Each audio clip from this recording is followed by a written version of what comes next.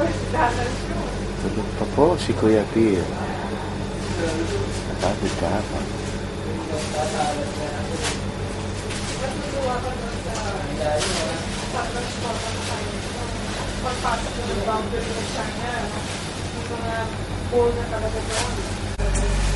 Si Kuya Paolo, natutulog na.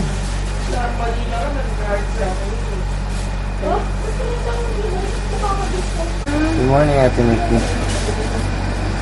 Good morning. Tama na. Kain tayo ng yamcha. Tama na. Come on. We have to catch the show, pal. Why so early? Hmm? Why so early? Well, morning ng yamcha.